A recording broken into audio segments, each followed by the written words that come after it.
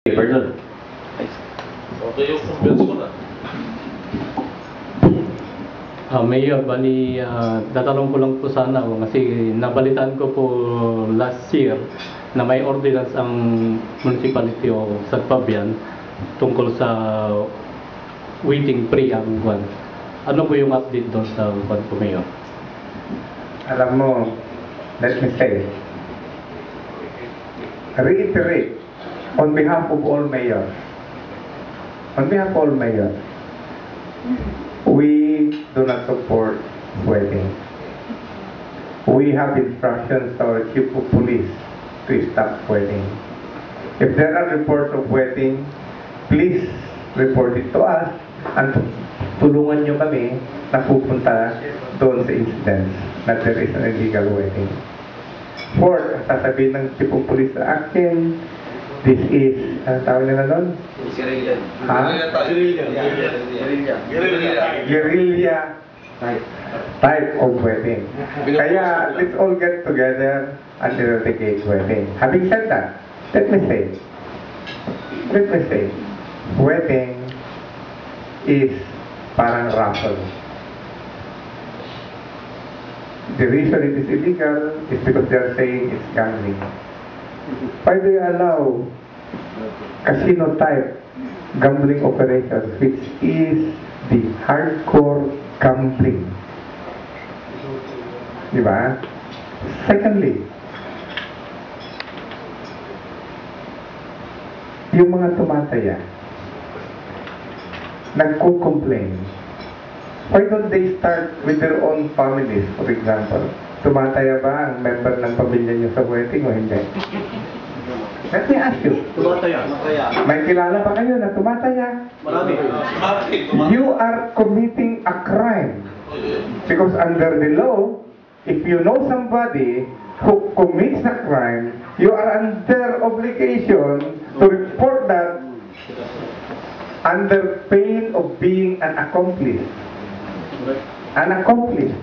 Mapipilan ko kayo dapat. Di ba? So, how can we enforce a law where we do not get the cooperation of the people? Hindi ba? Mga tao sila, tabay ako ng wedding kahapon. Mga ganyan sila, di ba? How can we do that? Di ba? Enforcement of the law against wedding to be successful must have the cooperation of the people. If the people do not cooperate, wedding will continue to proliferate. There is a limit to what law enforcement agencies could do. Kung alam nilang seryoso yung police, may tataya ba kung darating na?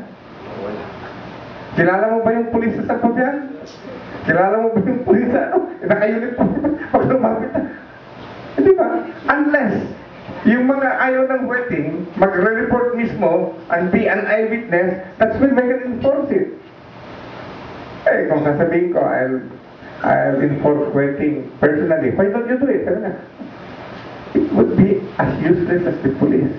Pupunta ka isang lugar at alam nila maghuhuli ako, may tataya ba ng wedding kung nandun ako? Hindi ba? Ganyan din sa police. Yun ang sinasabi nila. Of course, pwedeng gawin yan, but really, pwede sigurong gawin mo for 1 week. After that, yun na naman gagawin mo. Di ba?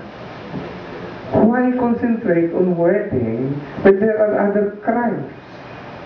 Why concentrate on that when there are other public issues that are of graver importance? Di ba? Wedding, ilang wedding. Tataya ka ng wedding sa umaga. Pagtaya mo, masaya na yung tumaya. Bakit? Tumaya ko ng ganito. Palagay ko, makukuha mo yung swerte ko. Bakit? Kinuha ko yung number ng kotse mo eh. Nakita yung, ang unang nakita ko yung may mga interpretasyon sila, di ba? Happy sila. Until bola. Pagdating ng bola, talo. Hindi tumama. Alam mo sabi? Sayang. Muntik na nakuha ko. Next time, makukuha ko yun. Masaya pa rin. Right? For how much ba ang taya? Piso. For piso. You are happy. Until the bola. Pagkatapos ng bola, muntik na. So you are looking forward to the next bola. You are happy. Hindi ba? Sa casino, nalugi ka. Anong gagawin mo? Happy ka ba ba? May ba nag-decide? Why pay attention to that? When there are more serious issues against gambling than wedding.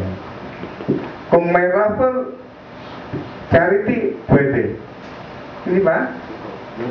Okay? Kaya sabi, pinag-create ako minsan against wedding. Sabi ko, yes. There is a failure in government. And there is also a failure in the church. Because they are unable to have their flock practice what they are speaking. Diba? Ganyan din ako. There is a failure in law enforcement. Mea culpa. Diba? There is a failure in the schools because they are not able to inculcate what they feel should be inculcated. What am I trying to say? Kasalanan po natin lahat. Sir, follow-up question lang po regarding sa wedding. Kasi sir, paano po kami magre-report or kanino kami magre-report kung maging mga pulis po ay tumataya din sa wedding?